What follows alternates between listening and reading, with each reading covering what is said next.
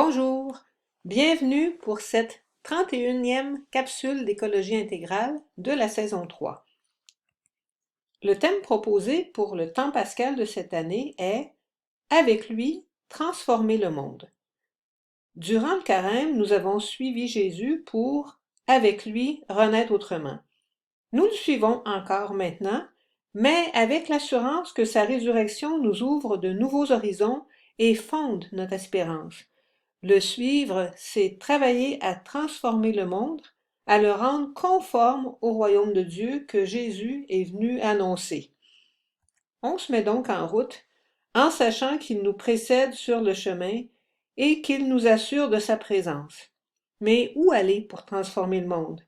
Les chantiers sont aussi nombreux que les besoins et il ne manque pas de travail à faire pour rendre notre monde plus juste et plus vert, c'est-à-dire pour rénover le monde de sorte qu'il puisse offrir à toutes les espèces vivantes les conditions qui leur permettront de bien vivre. Quelle pourrait être la posture d'une chrétienne, d'un chrétien qui veut s'engager en faveur de la justice climatique, c'est-à-dire une justice qui répond à la fois aux cris des pauvres et aux cris de la terre? Je vous propose quelques critères pour qualifier cette posture, cette manière d'être et d'agir. Si l'on parle d'une posture chrétienne, ça veut dire que la personne engagée est liée au Christ, qu'elle nourrit constamment sa relation au Christ par divers moyens, dont en particulier l'écoute et le partage de la parole de Dieu. Cette posture est pleine d'espérance, et cette espérance se fonde sur la résurrection du Christ. Même si ce n'est pas encore visible, le Christ, dans le don de sa vie sur la croix et dans sa résurrection, a vaincu le péché, le mal et même la mort. C'est avec cette conviction que nous pouvons avancer, même si on sait très bien que les problèmes ne se régleront pas ni par miracle, ni par magie. Une posture chrétienne est aussi pleinement incarnée.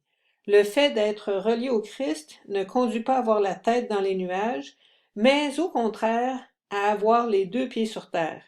Si le Fils éternel de Dieu s'est incarné, si, comme le dit Saint Jean dans son prologue, le Verbe s'est fait chair, ça vient dire la valeur extrême du monde dans lequel nous vivons, la valeur de toutes les créatures, et ça nous invite à aimer ce monde comme Dieu l'aime.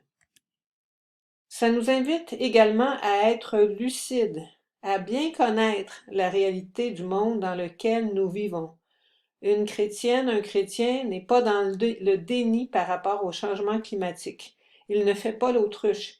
Il s'informe pour avoir une action plus efficace. Oui, car le chrétien, la chrétienne agit. Il passe aux actes.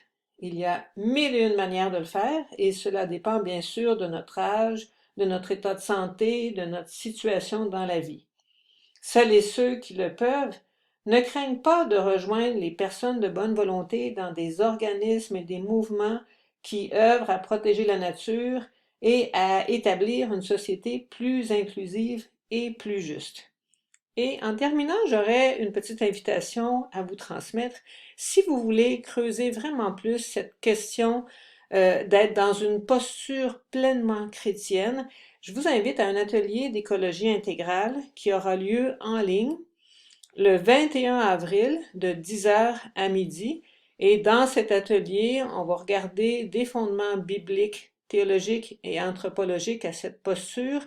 On va creuser un petit peu plus cette question des critères et aussi la question des pistes pour l'action. Donc, c'est un rendez-vous. Pour vous inscrire, vous allez trouver toutes les informations nécessaires sur le site de l'Institut de formation théologique et pastorale.